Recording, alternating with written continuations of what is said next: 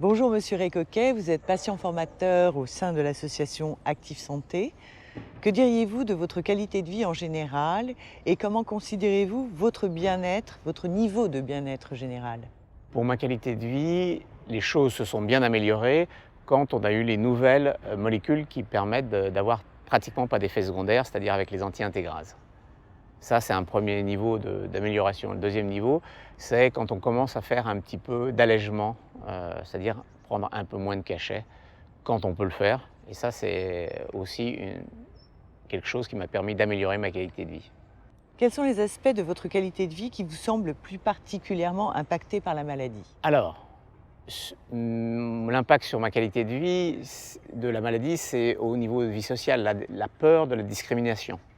Et ça reste un facteur important, particulièrement dans le milieu médical. Pas bien sûr là où on est traité pour le VIH, mais quand on a d'autres problèmes, l'accueil est beaucoup moins intéressant et beaucoup moins chaleureux dans les autres services. Il y a une certaine réticence, une certaine gêne et surtout un manque de culture médicale autour du VIH qui, de façon tout à fait surprenante, en 2019, perdure.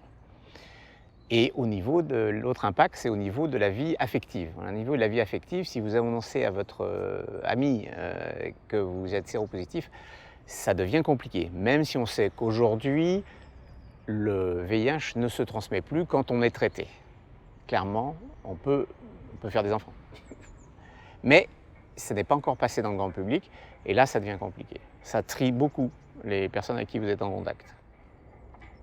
Votre médecin évalue-t-il votre qualité de vie et si oui, comment et avec quels outils? J'ai rarement vu mes médecins évaluer ma qualité de vie. Il y a de temps en temps des enquêtes, mais c'est assez rare.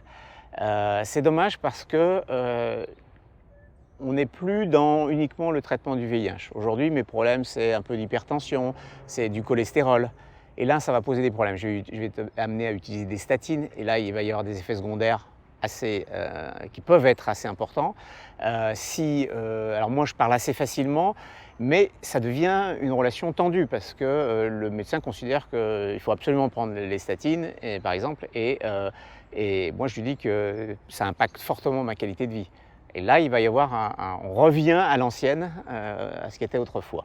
Il y a aussi tous les problèmes cardiovasculaires, il va falloir repasser des examens, il va falloir aller dans d'autres services.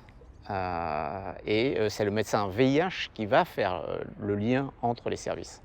Et ça, c'est intéressant, mais c'est nouveau. C'est-à-dire que la relation avec le médecin, elle devient, le médecin VIH devient beaucoup plus, s'occupe de plus de choses que le VIH stricto sensus. Et donc s'il n'y a pas d'interrogation, s'il ne me pose pas de questions, ça va être compliqué. Je vais avoir l'impression d'être un petit morceau. Quels sont les principaux retours et préoccupations qui remontent des ateliers qualité de vie que vous organisez? Alors, dans les ateliers qualité de vie, revient bien évidemment toujours ces problèmes de discrimination, ces problèmes de vie affective, comment annoncer à son partenaire qu'on vit avec le VIH. Même si ça s'est amélioré, ça reste encore extrêmement le problème. Ça reste le problème de la discrimination chez le dentiste, hein, ça reste toujours un problème grave qui ne devrait pas être. Et puis les problèmes de sommeil, qui restent un problème considérable. Il y a des effets secondaires assez bizarres, on va dire, autour du sommeil. Il reste encore beaucoup de thérapeutiques lourdes qui ne sont plus justifiées au jour d'aujourd'hui. Aujourd'hui, on peut faire des bithérapies, on peut faire des allègements. On a une palette extraordinaire de molécules, de stratégies. Une bonne surveillance permet de faire tout ça. Donc ça, c'est possible. Il faut avoir un petit peu de courage et le faire en lien, bien sûr, avec la volonté du patient. Alors, ce que je souhaiterais ajouter, c'est les médecins VIH ont un double savoir, un savoir considérable dans le domaine du VIH et les domaines annexes, mais aussi un savoir relationnel.